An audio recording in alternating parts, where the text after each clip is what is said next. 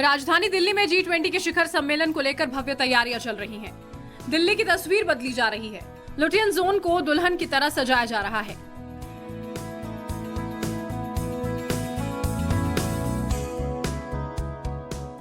क्योंकि अगले महीने की 8, 9 और 10 तारीख को दुनिया के सबसे बड़े नेताओं का जमावड़ा दिल्ली में होगा।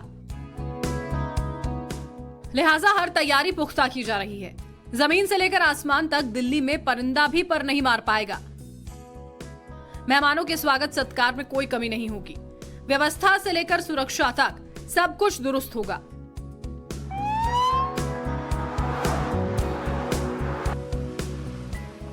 G20 समिट के दौरान दिल्ली की सड़कों पर विदेशी डेलीगेट्स के काफिले फर्राटा भरेंगे। लिहाजा सुरक्षा के मद्देनजर कार्यक्रम स्थल के आसपास के इलाकों में आम लोगों की एंट्री बैन रहेगी। सजी सवरी दिल्ली की तमाम सड़कों पर सन्नाटा होगा। दिल्ली पुलिस लगातार विदेशी मेहमानों को एयरपोर्ट से होटल और होटल से कार्यक्रम स्थल तक ले जाने का रिहर्सल कर रही है। सुरक्षा के कड़े इंतजाम किए गए हैं। निश्चित तौर पर जिस तरीके से ये विदेशी मेहमान यहाँ पर आएंगे, उसके बाद इसी गेट से वो निकलेंगे, जिसके बाद उन्हें यहाँ से ले जाया जाएगा। तो फिलहाल सुरक्षा के कड़े इंतजाम जो हैं वो किए जा रहे हैं। बाकायदा दिल्ली पुलिस इस बाबत जो है वो लगातार ड्रिल कर रही है। निश्चित तौर पर G20 को लेकर जिस तरीके से तमाम थ्रेट्स से उसके मद्देनजर ये जो एक तरीके से कहा जा सकता है कि दिल्ली पुलिस की तरफ से लगातार ड्रिल जारी है। G20 सम्मेलन में 19 देश और यूरोपियन यूनियन शामिल हो रहे हैं। इसके अलावा 9 देश मेहमान के तौर पर शामिल हो रहे हैं, जबकि दर्जन भर अंतर्राष्ट्रीय संगठन भी समिट में हिस्सा ले रहे हैं। विदेशी डेलीगेट्स और राष्ट्राध्यक्षों के काफिले 9 और 10 सितंबर को निकलेंगे। अब सवाल यह है कि किस देश का काफिला सबसे बड़ा होगा और कौन कौन से देश अपनी गाड़ियां खुद लेकर आएंगे। क्या काफिले में गाड़ियों की संख्या को लेकर चीन अमेरिका में होड़ लगी है? G20 शिखर सम्मेलन के लिए दिल्ली सज संवर रही है। पूरी दुनिया की निगाहें दिल्ली पर हैं। अगले महीने की 8, 9 और 10 तारीख को दुनिया की बड़ी हस्तियां दिल्ली में होंगी। इन सब के बीच 6 देशों के राष्ट्राध्यक्ष खुद अपने काफिले के साथ दिल्ली आ रहे हैं, जबकि 32 देशों को भारत सरकार गाड़ी मुहैया करेगी। इस दौरान कार्यक्रम में 32 देशों का काफिला गुजरेगा। अब सवाल ये उठता है कि किस देश का काफिला सबसे बड़ा होगा और उस काफिले में कितनी गाड़ियां होंगी। G20 सम्मेलन में शामिल होने वाले देशों के कुल 32 काफिले कार्यक्रम के दौरान गुजरेंगे। ज्यादातर काफिलों के लिए भारत सरकार गाड़ियां मुहैया कराएगी, लेकिन 6 देश अमेरिका, चीन, फ्रांस, टर्की, UAE और यूरोपीय संघ अपनी गाड़ियां लेकर आ रहे हैं। अमेरिका के काफिले में सबसे ज्यादा 60 गाड़ियां शामिल होंगी, जबकि चीन के काफिले में 45 गाड़ियां हो सकती हैं। सबसे पहले अंतर्राष्ट्रीय संगठनों का काफिला गुजरेगा, इसके बाद ओमान का काफिला। इसकी वजह वहां पर सुल्तान का होना है। इसके बाद सभी देशों के काफिले अल्फाबेटिक ऑर्डर पर निकलेंगे।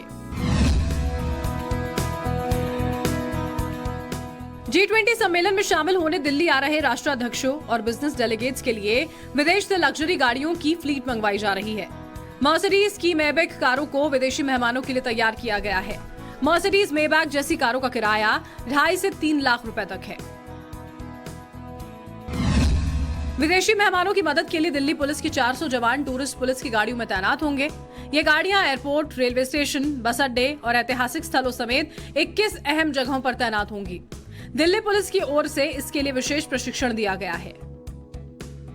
तमाम देशों के राष्ट्राध्यक्षों और विदेशी डेलीगेट्स के लिए आलीशान होटल बुक किए गए हैं। मशहूर ITC Maurya, Taj Palace, Taj Mahal, the Oberoi, the Lodhi, the Imperial, Le Meridien, Shangrila, Hyatt Regency, Leela Palace, the Lalit और द क्लैरिजेस समेत प्रमुख होटलों में से एक हैं, जो 7 से 11 सितंबर तक लगभग पूरी तरह से बुक हो चुके हैं।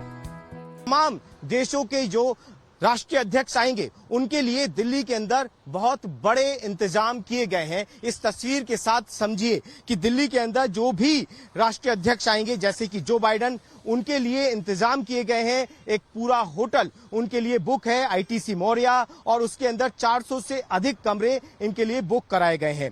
इसी के साथ चीन के प्रधानमंत्री शी जिनपिंग के लिए भी बड़े इंतजाम दिल्ली के अंदर किए गए हैं, और इमैनुअल राष्ट्रपति फ्रांस के लिए भी बड़े इंतजाम किए गए हैं और इनके इंतजाम इस तरीके से किए गए हैं कि पूरे के पूरे बड़े होटल इनके लिए बुक किए गए हैं। जो बाइडेन के लिए 400 कमरे बुक किए गए हैं, जिसमें उनके साथ आने वाले तमाम लोग इसमें शामिल होंगे। जो अमेरिका के बड़े बड़े अधिकारी हैं वो यहाँ पहुंचेंगे। G20 सम्मेलन को लेकर सुरक्षा के इतने पुख्ता इंतजाम किए गए हैं कि 3 दिन दिल्ली एयरपोर्ट से 80 विमान ना तो उड़ान भरेंगे और ना ही लैंड करेंगे। बड़ी संख्या में फ्लाइट्स को रीस्केड्यूल किया गया है ताकि विदेशी मेहमानों के विमानों को कोई दिक्कत ना हो। विदेशी मेहमानों के 50 विमानों की पार्किंग के लिए भी एयरपोर्ट पर जगह मांगी गई है। G20 शिखर सम्मेलन के दौरान बहुत सारी उड़ानों पर भी असर पड़ सकता है। दरअसल केंद्र सरकार की तरफ से अलग अलग एयरलाइन से ये कहा गया है कि वो अपनी उड़ानों में 1/4 की कमी करें। इसका मतलब सीधा ये हुआ कि करीब 1000 उड़ानों को रद्द किया जा सकता है या फिर उनके समय को बदला जा सकता है, जिससे कि 1/4 उड़ानें दिल्ली से कम चल सकती है। ये इसलिए किया जा रहा है ताकि विदेशों से आने वाले मेहमानों के विमानों के ऑपरेशन को सही से अंजाम दिया जा सके या फिर उनकी पार्किंग को सही से कराया जा सके। दरअसल एयरपोर्ट पर जो विमान पहले से खराब खड़े हैं या फिर जो प्राइवेट पार्किंग में खड़े हुए हैं, उन्हें भी हटाने के लिए कहा गया है। केंद्र सरकार ने एयरलाइंस कंपनियों से कुछ विमानों को दूसरे शहरों के हवाई अड्डों पर ट्रांसफर करने को भी कहा है। हालांकि एयरपोर्ट को संचालित करने वाली कंपनी डायल का कहना है कि यात्रियों की कमी और ट्रैफिक इंतजामों को ध्यान में रखते हुए उड़ानें रद्द की गई हैं। G20 को लेकर दिल्ली पुलिस ने ट्रैफिक एडवाइजरी जारी की है। प्रगति मैदान समेत जिन जिन इलाकों में G20 समिट की बैठकें होनी हैं, जहां जहां से विदेशी मेहमान गुजरेंगे, वहां कोई और वाहन एंट्री नहीं कर पाएगा। 7 से 10 सितंबर तक दिल्ली में छुट्टी रहेगी। स्कूल, कॉलेज से लेकर तमाम ऑफिस और मॉल बंद रहेंगे। पीएम मोदी ने शनिवार को कहा कि G20 की वजह से दिल्ली वालों को थोड़ी असुविधा हो सकती है, लेकिन लोगों से अपील है कि वो इस आयोजन को सफल बनाने में मदद करें। उन्होंने कहा कि पूरा देश G20 का मेजबान है। G20 का कार्यक्रम केवल सरकारी कार्यक्रम बनकर ना रह जाए, लिहाजा इसके साथ ज्यादा से ज्यादा लोगों को जोड़ा गया है। स्कूली छात्रों के साथ स्थानीय लोगों की भागीदारी भी सुनिश्चित की गई है। अंतर्राष्ट्रीय मेहमानों के सामने नई दिल्ली को एक बेहतरीन जगह के रूप में दिखाने की कोशिश है। दिल्ली से पुलकित नागर और रविकांत राय के साथ ब्यूरो रिपोर्ट, टाइम्स नाउ, नव भारत।